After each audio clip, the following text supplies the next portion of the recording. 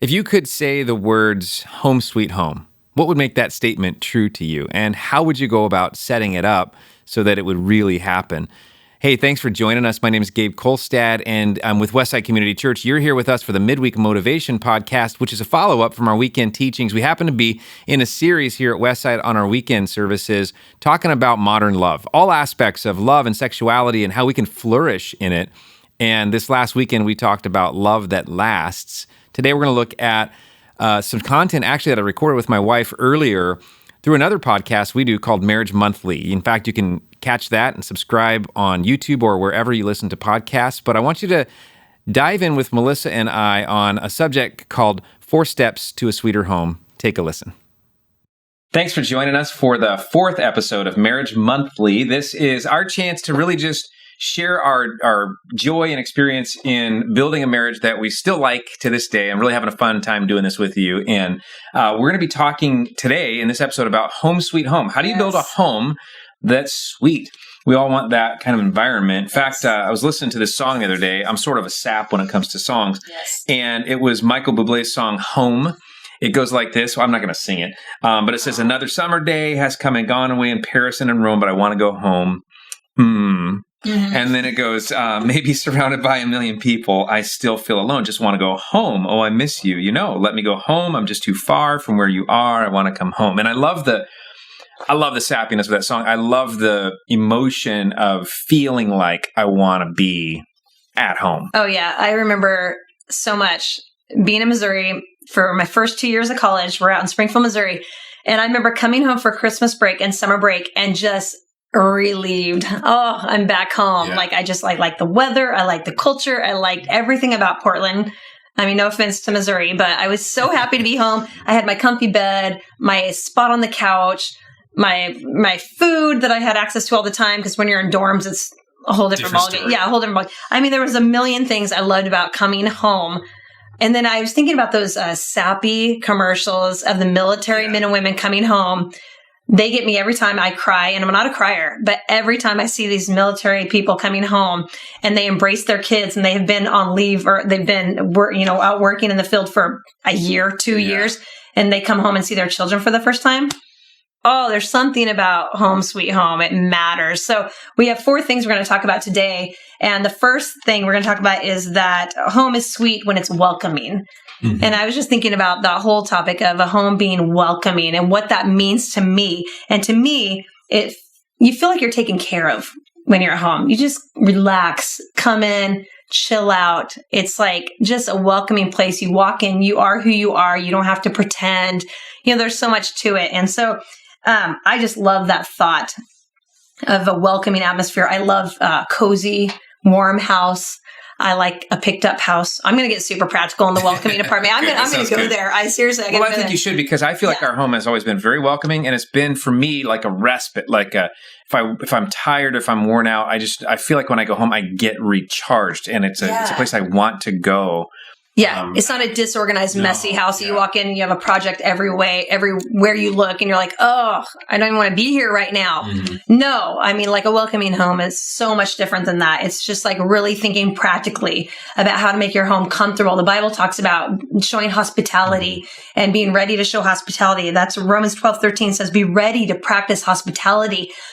We should be ready for someone to walk in our door that doesn't already live there, and you would not be embarrassed. That's the key. It's funny. Our son, Dawson, is a traveling musician, and there has been times where he has texted me and been like, thank God that you have a clean and organized house, Mom. I can tell you he's probably stayed in some really sketchy places. So I'm glad that he feels that way. It makes me so happy, and it makes me feel like, we're doing a good job making our home a place that's welcoming. When you walk in, you can just take a sigh, relief. I love that. And some practical things. I'll just give you my main tip is inch by inch, everything's a cinch. That's my favorite thing that I do in our house. And that's how I keep my house organized and welcoming. And I'm going to get super practical here. When we make a meal, we clean up the dishes right after that meal. We don't stack up our dishes, When I get out of bed in the morning, first thing I do is I make my bed. I want my room to be clean, and making your bed is half the battle, right? Yeah. Doing laundry. I try to do laundry every couple days, stay on top of that. And when I'm done with a load of laundry, I actually fold it and put it away right then and there. I don't keep the whole, piles of it on the couches, which I know a lot of people do. Don't do that. It just stresses me out when I walk into someone's home and I see laundry everywhere. I just want to start folding like crazy, putting socks together, doing matching socks. Yeah, I just can't help myself. But yeah, just staying on top of things little by little, inch by inch, everything's a cinch. And that stuff mounds up and you are so stressed out. It's like, no, I want my family to want to come home. And that's where they feel relaxed and just ready to recharge. And so that really matters to me. So I think it's so interesting because when I think of the word welcoming, it almost like, for me, I think of attitude, like an attitude of welcoming, but you're talking about the discipline behind it's more like atmosphere to me because yeah. that creates the attitude. Mm-hmm. I feel like if you have a kind of a clean, organized atmosphere, then you can actually just breathe. I can't breathe in a chaotic mess. I just can't relax. I can't feel at home. I can't feel, I just want to feel relaxed and taken care of and cared for. And I feel like that in an organized place. So that's my tip, is having a welcome place is kind of like, keep it together. Men and women work together. Yeah. And I agree. And I think that's one thing that Melissa's brought to our marriage is just like, hey, team, let's keep this place welcoming. And so, we've all got like our little assignments and I think we do a pretty good job of marching together and, keeping it that way. So yeah, for sure. Good. All right. What's number 2? Number 2, uplifting. If we want to have home sweet home, it's got to feel like, again, we want to be there. We want to be uplifted. We want to be encouraged. And so that idea is that we want to be uplifted. I love Maya Angelou's thought. She said, at the end of the day, people won't remember what you said or did. They'll remember how you made them feel. Right. So a couple of aspects to this uplifting home is tone. That the tone of our home should be uplifting. And a lot of times what I've found is our tone is reflected in our art. So sometimes we don't really think about like, well, what do we want our house to say? What do we want our house to say? What does the art say that's in our home? Sometimes you see those like cool sayings that mean that they're not just random stuff we found at like some discount store, but like we like them. They reflect us, our tone, our attitude, our message, our core message. And I think that's really an interesting thing is like, think about what is our home saying right now? Is the tone uplifting? Another thing that I often think of is like, what if a balloon was just to kind of wander into our home? Would the tone of our home bring it up or bring it down? And if we think about our family and our spouse being like that, like they're going to float in. Do we want them to float higher? Do we want them to sink? Because we can set that tone. And so the tone is really important. I think a second aspect of this is our words. Words are just thoughts, and our words really need to build up. Paul the Apostle says this in Ephesians 4. He says, don't use foul or abusive language. Let everything you say be good and helpful so that your words will be an encouragement to those who hear them. Love it. So it's almost like breathing life into the people in our families. Every single word we say has an impact, whether for good or for bad, for up or for down. And it is our responsibility to shepherd, to nurture, to care for, to take ownership of the well-being of the people that God has placed in our family. And we can really do that with words almost more than anything else. So it's the tone, it's the words. And then the third thing that I find in this is our standards. Really is our home uplifting or not? And a lot of times it's our standards or our values. You might think of it as your values. I mean, the question is like, what do we expect of ourselves? And is that written down somewhere? Mm-hmm. And that's a really important thing is like, have we ever as a family, as a couple sat down and said, here's what matters to us. Here's what's going to guide our behavior. And here's what we're committing to for one another. I remember, and we tell the story a lot. We probably told it here somewhere. But one time in our family, things had gotten kind of chaotic and the kids were young. It felt like, my gosh, it felt like out of control. Everybody's fighting. Yeah. Like, It was one of those seasons. And we just knew we had to figure it out. So we sat down with the kids in the back room, made it fun, got some desserts, and it was a great night. But it was a values building night. We asked the kids, what do you want in life? What do we want? We started talking about that. And we crafted our 5 family values. Like, And that was our standards for one another. Love God was number 1. Love each other. Do your part. Learn and grow. Have fun. Those were our 5 family values, really important for us. And so that's the uplifting piece of, is our home going to be sweet? Yeah. If it's welcoming, if it's uplifting. Number 3. Number 3 is peaceful. Home sweet home is that when it is peaceful. And this is really hard. And uplifting, I mean, it's like you want to have that tone. And same with the peaceful. You want to have that tone, that peaceful tone. You go into some homes and it feels chaotic. Mm-hmm. It feels stressed out. You can tell there's tension. And I don't want my home to feel like that. I want my home to feel peaceful. This is a funny scripture that we found. It's in Proverbs 17:1. It says, better a dry crust in peace than a house filled with feasting and conflict. Yeah. So kind of like, I look at that, I'm like, less is more sometimes. Yeah. You know, you can have a feast, but you can have chaos.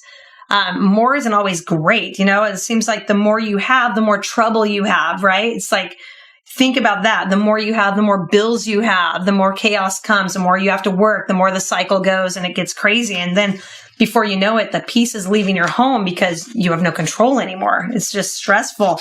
I love to think back to our college days and our early marriage days, pre-kids. And we have 3 amazing kids. But thinking about life before them was so simple. Like, think about that. Yeah. We had no money. We lived in the trashiest, apartment over on the east side. I remember that couch, our first hand-me-down couch. It was so pathetic. It was supposed to be white, but it was a light tan because it was so dirty. It was so gross. But I think about those times and I just think, wow, it was such a special time. Like, it wasn't stressful because we didn't have anything. I mean, and we wanted more. And I know that's like the American dream. I want more. I mean, you think, oh, if I have some property, if I have an RV, if I have a boat, if I, set myself up for retirement, if I have, that doesn't always work. That doesn't bring peace. A lot of times more brings so much more stress and so much more chaos to your family. And so I'm not saying be poor and don't have anything, but having a peaceful house, I think, is so much more important than just having so much. I mean, thinking about what makes peace, I think, is just loving better and serving, being selfless. I mean, to me, when you love better, like Gabe was talking about the tone, it's so important to honor your spouse with the way you speak to each other. I mean, I can't believe how some people speak to each other. It's like, honor each other with how you speak. I mean, our tongues can be a weapon. And I think it's really important to use it as loving and kind as we can. And so love better, treat them good. That Ephesians 4:29 is such a good verse. And I love it. And then being selfless, I think, is another hugely important thing. I think back to when I had little kids and I would cut up all their food and I would monitor everything they did and everywhere they went. And they were always on my mind. And now they're much older and they can pretty much take care of themselves. But I was thinking about one day when we were at a nice dinner and we had bought steak and we never get steak. Nice dinner. It was just above Taco Bell. Yeah, no, it was steak. Okay. And steak's kind of nice. Yeah. So we have these steaks there. And I grab Gabe's plate and I start cutting his meat into little tiny bites because I always did that for the kids, especially my Caleb, because he always choked on steak. I just let her do it, and so she's still doing it. No, but seriously, I cut the meat up and I handed it back to Gabe, and I was so did I just do that? It was such a weird moment. But I started thinking how I want to do that. I want to put him first. I want to meet his needs. I want to serve him. I want to be selfless. And just learning to do that brings peace. I think, the better I treat him, the better he treats me in this awesome cycle that we get into. It's a good cycle of serving and loving each other. And it just brings peace. And it brings calmness to the atmosphere in your home. And that's what we want, is just a peaceful home. I want to continue to honor him and treat him and care for him and just take care of him. And he does the same back to me. And that brings so much peace, it's kind of an addictive cycle in a really good way. In a really good way, yeah. And some tips for parents with young ones. Man, kids can rule the roost, can't they? They take over like that, and they can make the atmosphere so stressful sometimes. And so a couple things: you control the tone of your home and make sure they know that your spouse is number one. That gives them confidence and security. So it's not a bad thing to know that we're first in our relationship. Also, put your kids in one activity at a time. Oh my goodness. We have done the 2-3 activities per kid with 3 kids. Nightmare. It's a nightmare. And then you have no control of your schedule, and that brings chaos, and you lose all the peace because you're just running, and it's too stressful. Do that. And then with your homeschool and the kids right now, kind of the distance learning thing, help manage that, but also make each other a priority. Don't get lost in the shuffle during this time as we're trying to manage our children's education too. Try to stay on top of that. That's really, really important. Pick a date night, do something like that. And also, lastly, make sure your home is a no yelling zone. Don't allow yelling. Oh, that's the number one way to lose peace in your home is when you start screaming at each other because you can't process or you're insecure. You had an expectation that didn't get met. Talk it out. No need to scream at each other and bring the chaos into the home. So those are my tips for having a peaceful house. So, love it. Number 4. Okay, last one. We want a home that's sweet home. We're going to do that by making it welcoming, uplifting, peaceful, and lastly, loving. Loving is so, so important. And we know as love can't be assumed. It has to be expressed. It has to be demonstrated. It has to be felt in order to be legitimate. I mean, it's not real if you don't feel it. And we need to make sure that those in our life do that. Now, question for you, if you're just kind of listening in or watching, how did you experience love as a child? Because that probably has something to do with the quality of your marriage right now. Because many of you, maybe, in fact, think about this for a second. How many of you, raise your hand if you had 1 Corinthians 13 read at your wedding? I mean, a lot of weddings, right? Especially if you're in a faith wedding or a church wedding, probably going to have that passage from the New Testament. It goes like this. Love is patient and kind. Love is not jealous or boastful or proud or rude. It does not demand its own way. It is not irritable. It keeps no records of being wronged. It does not rejoice about injustice, but rejoices whenever the truth wins out. Love never gives up, never loses faith, is always hopeful, always endures through every circumstance. I mean, what a great summary of love. Yeah. And I think my question about how did you experience love as a kid is that whatever that was is probably continued on into your adulthood. And if you're not experiencing love in that same way, you probably feel a little empty. And as a spouse, as a husband to my wife, or as a wife to your husband, it is actually my responsibility to figure out, how did you experience love as a kid? What is your love language? Everybody's probably heard of the 5 love languages. Brilliant concept. So good. And super helpful in marriage. One of the things that I think we've got to do is not only, I'll rattle off the 5 love languages in case this is a new concept or just for review, but it's words of affirmation. That's one of the love languages. Acts of service is one. Quality time is one.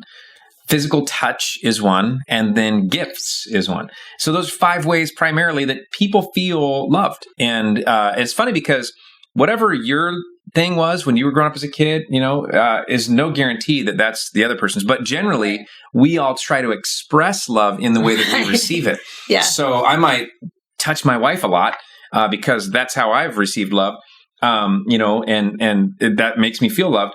And she might be like, that's enough of that. Like, what are you doing? Too much. And she's going to be like, what have you done? Vacuumed the floor lately or anything like that? Did you do the dishes today? Because I'm acts of service. Yeah. So, knowing that, but that's my responsibility. And a lot of times as a married couple, what I do is I just go off speaking my language thinking that she's going to hear it. Right. And I'm practically speaking Aramaic or Arabic and she's speaking Japanese and, they're not meeting, but we got to figure that out. So a couple of things that I want to encourage you about on this loved one is to speak their language.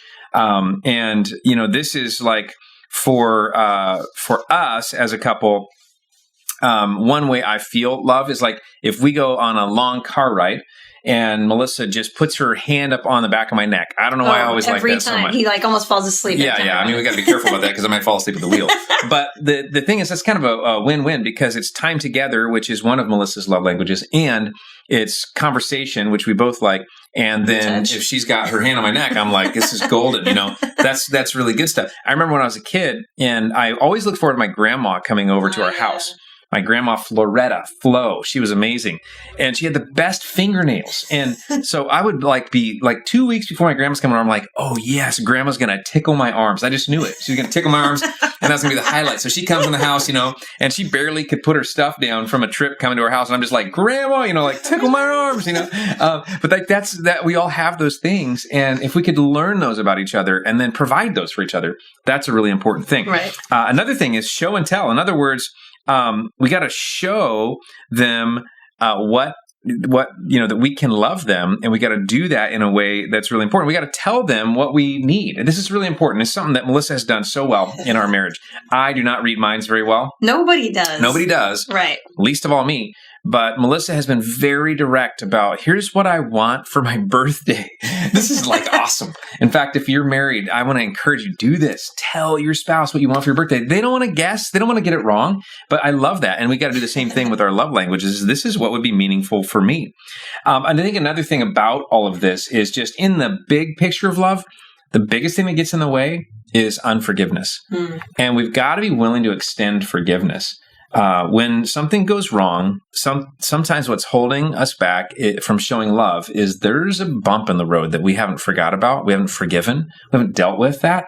And it can absolutely hinder our marriage. It can keep us from having home sweet home. It can, again, be one of those things you want to avoid home because there's a person there that did something that you still haven't forgiven. Honestly, in that situation, it's not their fault, it's yours. And the responsibility is on you to go deal with this with God. Now, that doesn't mean that forgiveness is not the same thing as trust rebuilding. We could talk about that on another day. But forgiveness is your responsibility before God to go, I'm going to let this go and do what God has told me to do. Love my spouse with my whole heart. Right. So that we can be together in a home, sweet home. That's for sure. So those are the four things. We want to have a welcoming home, an uplifting home, a peaceful home, and a loving home.